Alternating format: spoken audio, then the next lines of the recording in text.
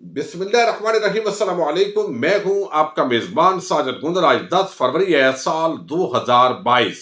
16 अरब रुपए money laundering case में बड़ी पेशरफ सामने आई है। ताखीरी हरबे नाकाम हो गए हैं। शहबाज शरीफ के वजीर आजम बनने का ख्वाब अधूरा। अदालत ने बिल आकर बड़ा हुक्म जारी कर दिया है। आम तफसीलात पर आज की वीडियो में बात करेंगे। 10 बेहतरीन वज़रा कौन से हैं और पहला नंबर किसका है। सीट जाने के खतरे के पेश नजर इसहाक डार ने रियासत पाकिस्तान से बड़ी अनोखी फरमाइश की है। इसी खबर से हम आज की वीडियो का आगाज करने जा रहे हैं। जाली बीमारी का ड्रामा नवाज शरीफ और उनके तमाम हवारियों को बड़ा रास आ गया है। आपको इल्म है इसहाक डार को जिस तरीके से इंतखाबात से कबल शहद खाकान अब्बासी ने यहां से फरार करवा दिया था, वो दिन और आज का दिन वो वापस नहीं आया।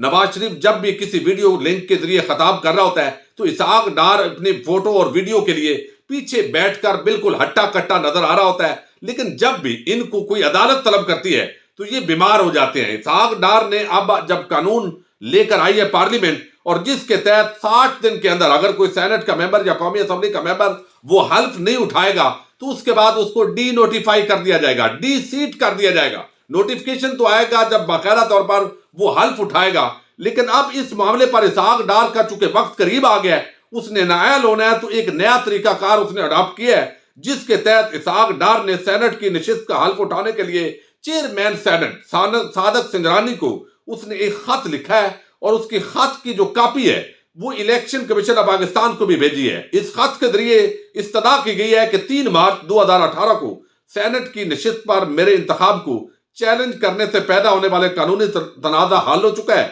21 दिसंबर 2021 को सुप्रीम कोर्ट ने सिविल अपील मुस्तरद कर दी है, जिसके बाद अदालत उज़्मा का 8 मई 2018 का मेंबरशिप की मुअत्तली का हुक्मनामा खत्म हो चुका है।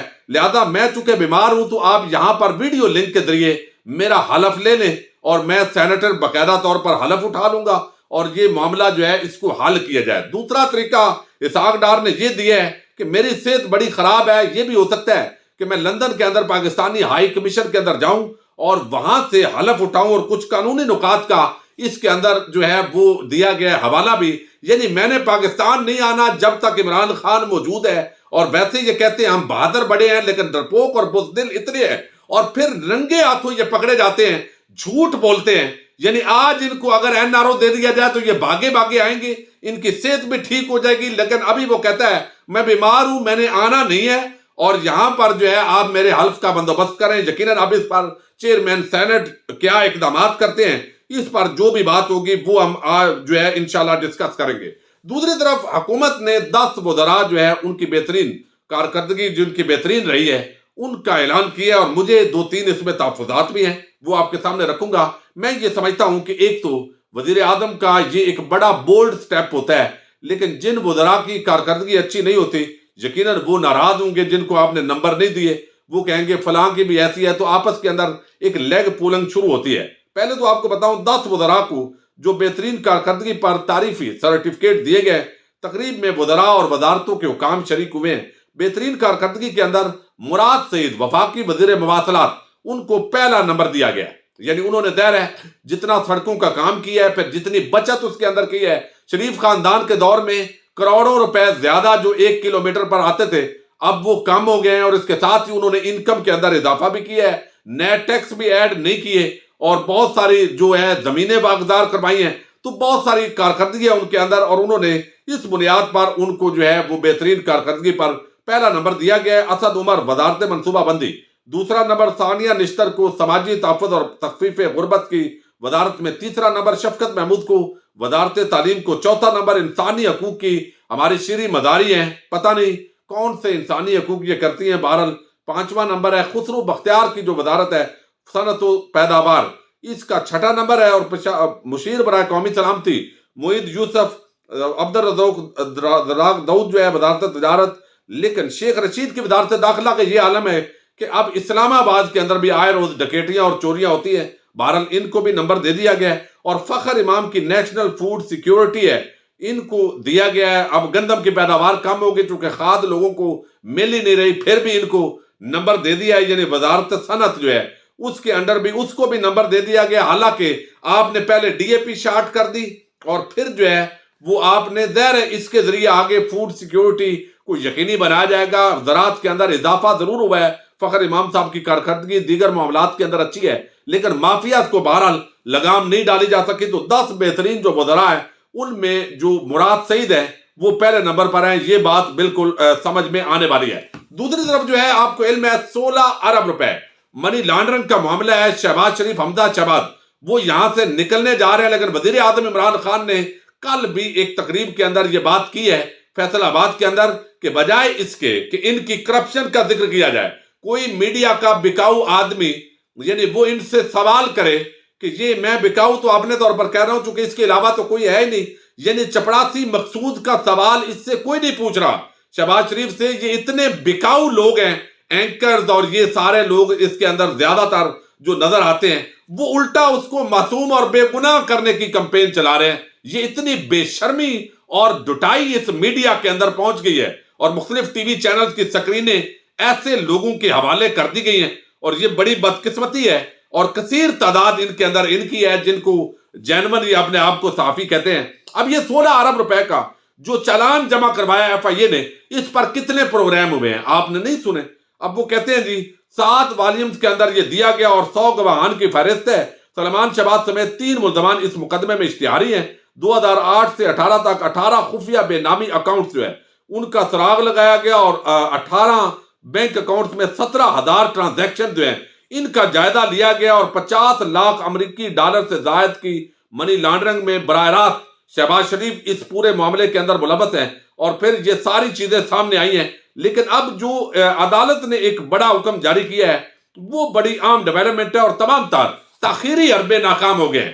یعنی اس کے اندر جو آج بھی شہباز شریف اور حمزہ شہباز کے وکیل تھے، حمزہ شہباز نے تو اپنا وکیل ہی بدلنے کی مہلت لے لی ہے، اور دوسری طرف شہباز شریف کا جو وکیل ہے امجد پرویز ایڈوکیٹ وہ آج آئے ہی نہیں ہے، چونکہ مقصد یہ تھا کہ یہ جو جج صاحب ہیں، چونکہ اکثر ہم نے دیکھا ہے کہ کوئی نہ کوئی رشتہ داری، کوئی نون لیگ کا عہدیدار ادھر ادھر ججز کے ساتھ نکل آتا ہے، لیکن آج ان کے تاخیری حربے استعمال ہوئے ہیں، وہ ناکام ہوئے ہیں، اور ایسے لگتا ہے کہ شہباز شریف وزیر اعظم کا خواب تو ان کا ادھورا رہے گا اور وہ جیل کے اندر ضرور پہنچ جائیں گے، اور اس کے ساتھ ہی جو ان کی ضمانت ہے اس کے معاملے پر بھی آج بات ہوئی ہے۔ شہباز شریف اور حمزہ شہباز جو ہے وہ لاہور کی آج خصوصی عدالت کے اندر جعلی اکاؤنٹس کیس کے اندر وہ آج پہنچے ہیں، اور یہ جج ہیں اعجاز حسن آبان۔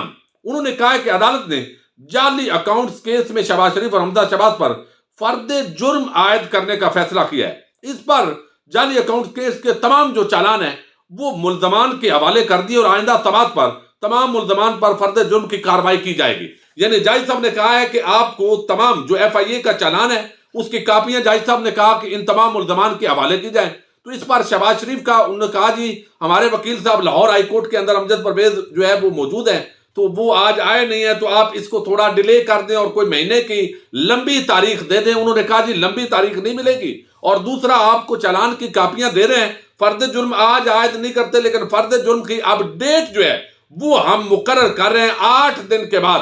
اب جو ہے 8ویں دن یعنی 18 فروری کو فرد جرم عائد کی جائے گی، اور آپ نے اپنے جو وکیل صاحب ہیں ان کو ضرور لے کر آنا ہے۔ یہ باقاعدہ طور پر انہوں نے آج جو ہے وہ تمام کوشش کی، لیکن یہ ان کی کوشش جو ہے وہ ناکام ہوئی ہے۔ اور اس پورے معاملے کے اندر ہم نے دیکھا ہے کہ اکثر جس طریقے سے یہ پوری کوششیں کرتے ہیں لیکن اس کے باوجود یہ ناکام رہتے ہیں، اور کوشش یہ تھی کہ طول دیا جائے، اور عدالتیں ہماری آپ کو علم ہے طول دینے کی ویسے تو ماہر ہیں، لیکن بہرحال یہ اسپیشل جج سینٹرل لاہور جو ہے انہوں نے مہلت دینے سے انکار کر دیا ہے، اور نقول کی کاپیاں بھی دے دی گئی ہیں، اور کم از کم 7 روز کی تاریخ دی جائے۔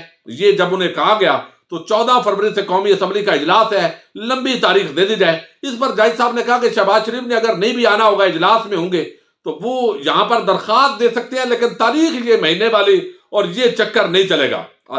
عدالت نے بعد ازاں جو نیب پروسیکیوٹر ہیں انہوں نے کہا جی ہماری تو تیاری مکمل ہے، ہم ان کی جو عبوری ضمانت ہے اس پر بھی دلائل دینے کے لیے تیار ہیں۔ اس پر جو جج صاحب ہیں انہوں نے کہا یہ آپ کاپیاں آج لے لیں، تمام جو ڈاکومنٹس ہیں جو آپ نے پیش کیے ہیں، جو سوالات عدالت نے اٹھائے ہیں، یہ ساری چیزیں آپ بغور چیک کر رہے ہیں، نقلیں چیک کر لیں، کل کو آپ یہ نہ کہیے گا کہ کوئی چیز اس کے اندر جو ہے وہ مس ہو گئی ہے، پھر ہم ضمانت کے معاملات بھی اگلی تاریخوں پر دیکھ لیں گے۔ 18 فروری تک یہ تاریخ جو ہے ملتوی ہوگی، اور ایک آدھ اجلاس کے اندر ظاہر ہے اس یعنی عدالتی کارروائی میں شہباز شریف غیر حاضری کریں گے کوئی ڈرامہ کر کے، لیکن ایسے لگتا ہے کہ یہ جو جج صاحب ہیں ان کا کوئی بھانجا بھتیجا یا ابھی تک جو اطلاعات آئی ہیں کوئی داماد وہ مسلم لیگ نون کا کوئی سینئر ممبر نہیں ہے، اور یہ چاہتے ہیں کہ جلد یہ کیس منطقی انجام تک پہنچے، اور ایف آئی اے کو باقاعدہ چونکہ آلریڈی ہدایات دی جا چکی ہیں مشیر احتساب بریگیڈیئر عباسی کی طرف سے کہ آپ نے کسی طرح بھی خود تاخیری حربے استعمال نہیں کرنے، تو یہ 16 ارب کا جو چالان ہے اس پر اور جو آج فرد جرم کی کارروائی ہے آگے جو بڑھنی ہے اور ان پر سوالات کیے جائیں گے، دیکھتے ہیں کتنی غریدہ فاروقی، آسمہ شرادی اور یہ سارے اس کو آج ڈسکس کرتے ہیں۔ اگر یہی الٹا اگر کیس کسی وزیر کے خلاف ہوتا، عمران خان کے خلاف ہوتا، تو یہ دن رات 10 ٹویٹ کر رہے ہوتے۔